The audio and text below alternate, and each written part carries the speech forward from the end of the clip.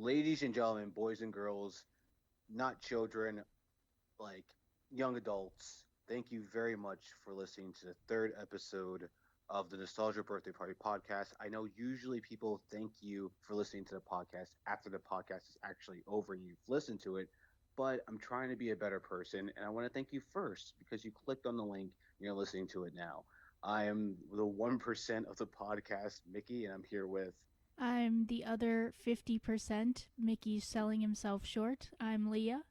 And like he said, welcome in advance. Thank you for listening in advance. We're trying to be cordial about these things. Yeah, I mean, I'm trying to lead Leah into it. I wanted her to be like she's the 99%, and then the next episode we could have been like Occupy Nostalgia Birthday Party podcast, but they've all gone up in flames. But we have a very fun episode for you guys today. We're going to talk a little bit about the Super Bowl. One of our favorite teams happens to be like playing in it, I guess. Uh, San Francisco. you like San Francisco, right? Oh, I did not know if you knew that. Oh, you have like a certain like aura to you, and it's like gold and red. So I just figured, but I was never quite sure that that was your absolute favorite team. We're going to talk about the end of Crisis on Infinite Earths. It's wrapped completely, so we're going to give some fleeting thoughts on it as it sails off into the sunset and out of sight, like a lesbian seagull. We're also going to talk about a few nerdy stuff. There's an announcement of a really cool movie that's coming out, and there's another movie that's currently out that doesn't look as awesome. But what do you think we should hop into first, Leah? Let's talk about the movie that doesn't look so awesome. Well, now I'm going to feel like a bully, but whatever. I just saw a trailer. Well, I didn't see it. I was force fed this trailer because every social media platform that I go on, somehow I'm always forced to watch like a 10-second clip of Fantasy Island, which is like a very it's basically a remake of the popular 70s TV show, but now it's going to be like kind of a horror movie. Is And this I'm kind of sexy oh no. co-eds go think they're going to have a good time, but then bad stuff happens? Yeah, it's the plot of every reality MTV show right now. I was interested into it because Maggie Q is going to be in the movie, and I'm like, all right, sweet. But then I saw that Lucy Hale is going to be in the movie, and you know, Oh, I'm you sure lost she's me.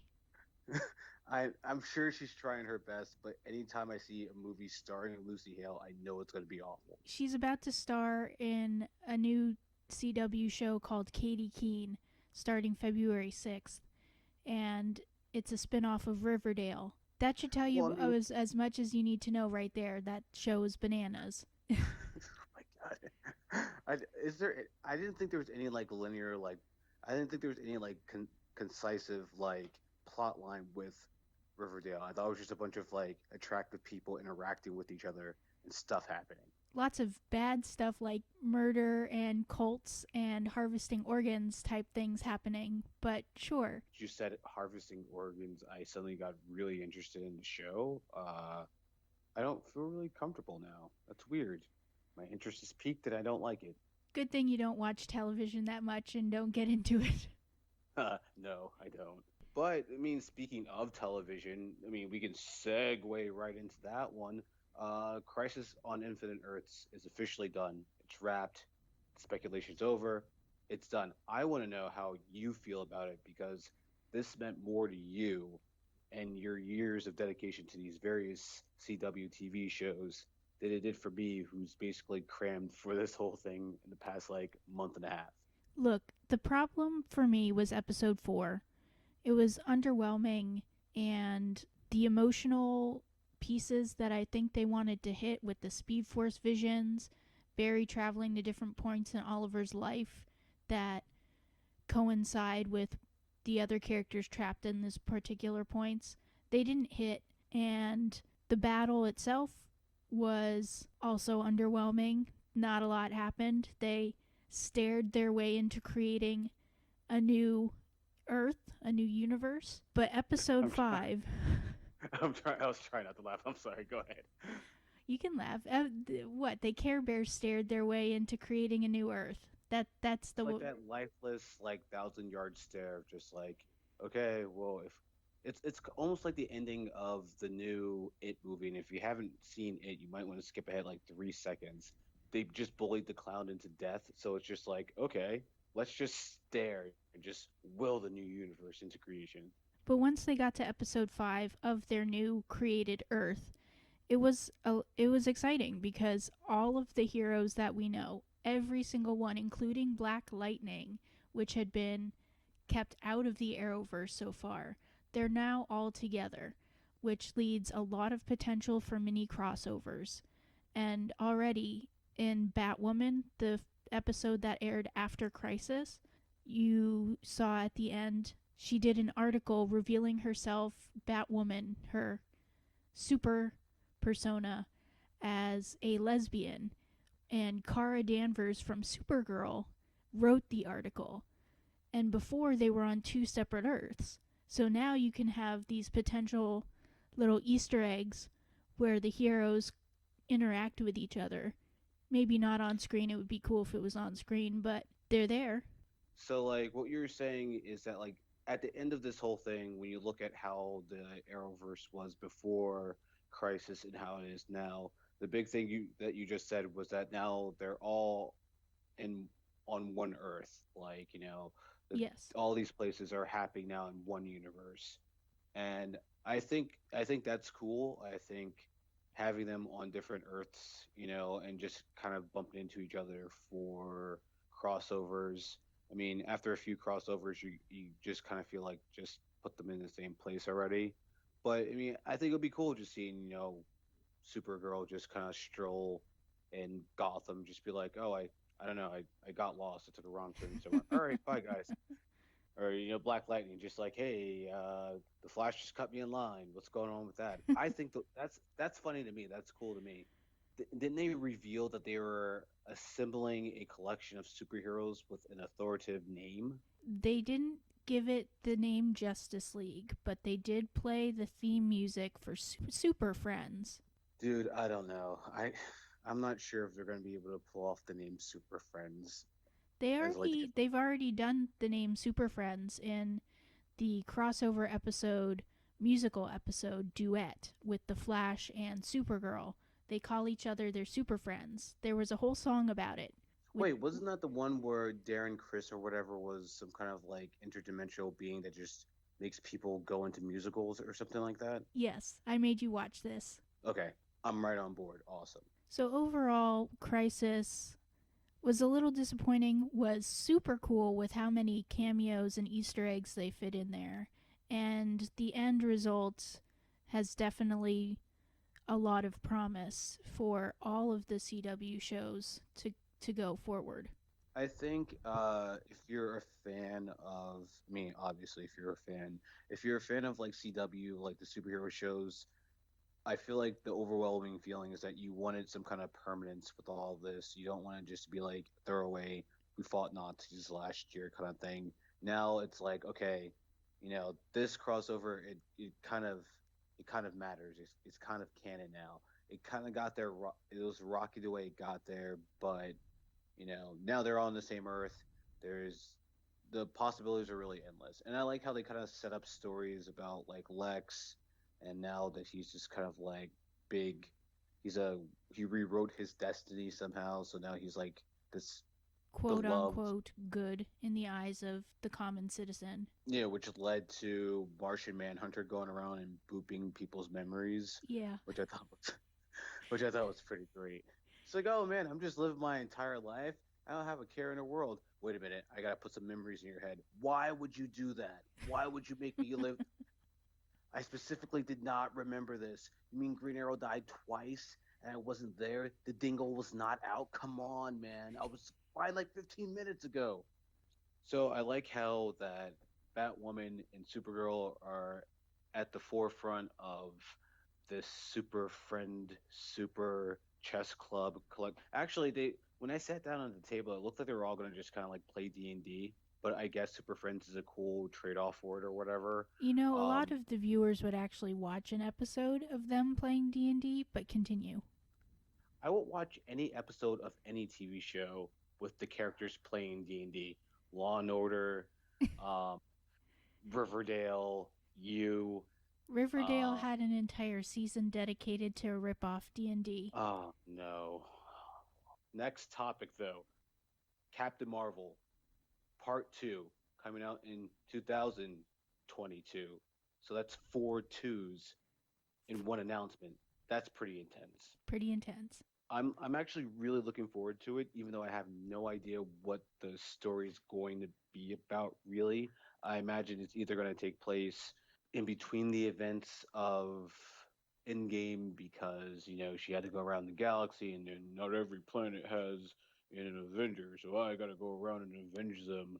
Or it could be more of taking place directly after the first movie because that happened in like the 90s. So she I has this don't think whole they'd go far back. I think this will take place post Endgame. And there have been behind the scenes photos of Monica Rambeau on the show for WandaVision. So I think as an adult Monica Rambeau or a young adult, she could be a part of Captain Marvel too. Teyana Paris is playing the adult version of said Jetflyer's daughter, and that alone is going to be probably the only reason I'm going to watch the show because once Zoe Kravitz left my life, Tiana walked into it, and I just I just think she's great. So I'm really excited to see it, and it's going to be. I mean, Marvel's not really doing that great of a job of announcing when their next big movies are coming out. They kind of just be like, "Oh, we're gonna do Blade eventually, and then we're probably gonna do this one. You like this movie? Well, we'll think about it. X-Men, kind of, maybe, 20 probably. years Hello, from now. honestly, dude, they can keep X-Men. I would prefer not seeing it in the MCU, but I'm in the very minority on that one. So, forget that. Well, maybe we just need to stop being nerds for a second. Let's get a little bit more like mathematical a little bit and like let's talk about the three Super Bowl 3065, the 49ers versus the Kansas City Chiefs. It's almost like an extremely tall, good-looking black guy predicted that this would be the Super Bowl we'd be seeing this year. You know, you were right. You were right that the 49ers would come out of the NFC. And as a 49ers fan, I am grateful for your premeditated support. I couldn't predict them coming out of the NFC. Maybe it's, I don't know, how would you call it? A cautious pessimism. I really wanted them to get out of there and go to the Super Bowl, but I was afraid that it wouldn't happen, so I wasn't going to get my hopes up. But now that it did, I am ecstatic. I mean, I think that's just you being a true sports fan. I mean, it's very hard to like unless I guess you're a Patriots fan and you know your team will cheat in order to achieve something. It's very hard for you to blindly just know something's going to happen. Like, oh, I love this team. They're definitely going to win a World Series this year. It's like, I don't know. Like, I rarely get what I want, but you got it this year, and you got like a stacked team. I think that this 49ers team is better than the one that played the Ravens in the Bane Super Bowl when like the lights just went out for no reason like after halftime and you're just like, "Oh, okay." Oh, yeah, the Joe one where Beyonce performed at halftime and destroyed the lights. Yeah, Joe Flacco started doing like yoga on the field. I I though I do hope he kind of makes an appearance at this Super Bowl just to do yoga again. But Miami, your team's in there. Kansas City Chiefs are in there. Super psyched about that one. Um, I was a Titans fan with the rest of the country for about like a week, but I'm A really fan happy. of the storyline of Coach Vrabel saying he would cut off his junk to To, win a Super Bowl. And you know I what? mean, It got him as far as beating the Patriots and beating Lamar Jackson and the Ravens. So kudos to him. kudos to him, but I don't think he really thought that one through. It's like if you win the Super Bowl, you have to cut it off, or you cut it off to go to the Super Bowl. Like either way, Either it, way, Patrick Mahomes and the Kansas City Chiefs saved him the trouble. shout out to Travis Kelsey for quoting the greatest hip hop group of all time, Beastie Boys, when they won the AFC Championship. Sometimes you really do, even if it takes 7 years, you got to fight for your right to party. I got a tear in my eye when I heard him say that, and my voice quivered and everything. Well, now we've got the Kansas City Chiefs and the San Francisco 49ers in the Super Bowl. And Vegas has Kansas City as the odds favorite to win, slightly, like give or take a point and a half. San Francisco this year, they've been spectacular on defense. But when they let up a little bit is when they play teams with mobile quarterbacks like Russell Wilson and Lamar Jackson. And Patrick Mahomes, he's been pretty accurate throughout the postseason. He hasn't been making as many showboaty throws just because he can. He's been playing it tight. I think me personally, this is the first time in like a few Super Bowls where like I feel like I really just sit back and I can just enjoy the game. You know, it's not like, oh, I just want this team to beat the Patriots. Oh, I Yeah, just I'm want to not see I'm Peyton not Manning. doubting that it'll be a very entertaining match, but I'm going to carry over that cautious pessimism. I want the 49ers to win, but gosh, if Patrick Mahomes isn't threatening with that offense, Tyreek Hill and Sammy Sammy Watkins, Watkins, uh, McCole Travis Hardman. Kelsey. I'm probably going to suit up and line up at wide receiver too, so you know I'm a deep threat. But Patrick, I don't know. Maybe he won't be as tight as he usually is for the Super Bowl. Maybe he'll be a little bit looser. Who knows? But I'm going to call the score right now. It's going to be 6-3 49ers.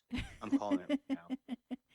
I think it's going to be 31-28 Kansas City. Ooh, that's a big yikes. That's a big yikes, man. Yeah. Maybe we've been hanging out too much because like like my football like disgust like I feel like it's rubbing off on you a little bit. No, I want That's you what to I said. It's that cautious pessimism. They'll I lose want by you a last second field goal. listen, Leah, I want you to do the reverse. I want you to LeVar Ball it. I want you to just come up with an insane score for the 49ers to win right now. Just off the top of your head. 48-27 San Francisco. There you go. That's it. Everyone listening, that's Leah's official what she thinks the score is going to be. And you just got to think it. It's just like the Will end it of into Crisis on existence. It's just like the end of Crisis on Infinite Earths. You just have to stare at a blank wall for like 45 minutes a day and just be like 48, 48, 48, 48, and it will happen. You can create universes like that. Oh, if only. Thank you for Yes. staying with us this far. We All appreciate right. you. If you guys want to talk to us on social media, I'm at Mickey on VHS. Leah, what's your handle on the Twitter? I am at House of LG on Twitter. Yes, and you'll know it's us because our avatars happen to be the avatars that we use for the podcast. So it won't be House of LG, some 75-year-old gangster from Rhode Island. You'll be able to recognize it immediately. All right, guys. Thanks a lot. We'll see you guys next time. Bye.